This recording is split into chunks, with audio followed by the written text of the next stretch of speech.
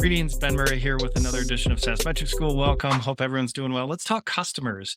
This is a common question, and if we get this wrong, it can really impact negatively our reporting, our forecasting, our metrics. So the question is, what is a customer to our SaaS company? Is it a user? Is it an entity? Is it a franchise owner, but that franchise owner has 50 franchises? So it's really important to understand what a customer is to our company. And I always ask in my course and teach in my SaaS metrics course, what's your prize? So, for example, when I have healthcare tech companies and they're going after a hospital, maybe it's the number of beds in the hospital, and a larger hospital could be harder to acquire than a smaller hospital. Or another healthcare tech example, a group practice has 40 physicians versus three physicians. So that influences how we forecast. Do we forecast on a entity basis, on a provider basis, a user basis? How do we track our metrics? How do we calculate CAC, for example? Is it on a per hospital basis or the number of beds? I love using the example of Starbucks because I love coffee, but say you landed Starbucks as a new account. That's one customer, but is it really? Really, we landed all the coffee shops that comes with Starbucks.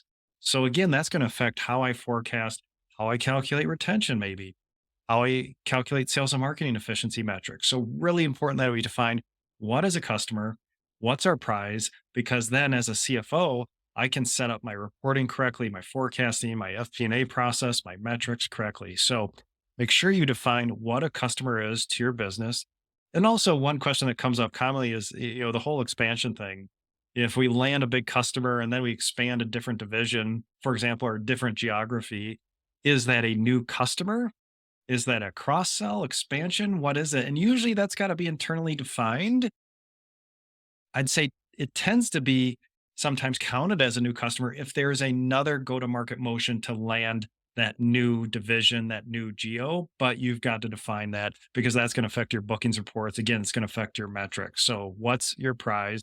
And then finally, with customer data, if you have different systems, say you've got a CRM system, say you're using Stripe, and you're using some accounting software and you've got customers in each of those, let's just call it, I don't know, IBM. And in HubSpot or your CRM system, it's called IBM Co. In your accounting software, it's called IBM. And in Stripe, it's called IBM International.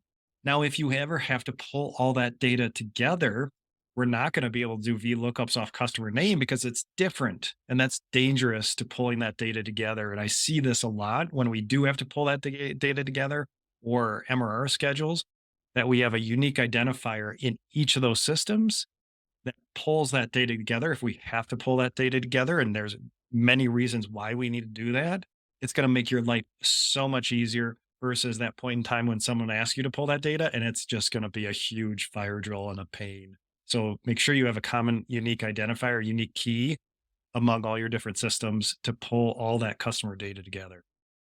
So again, common question, what's a customer, influences so much within your finance and accounting process that you define that. Hope you enjoyed the episode today.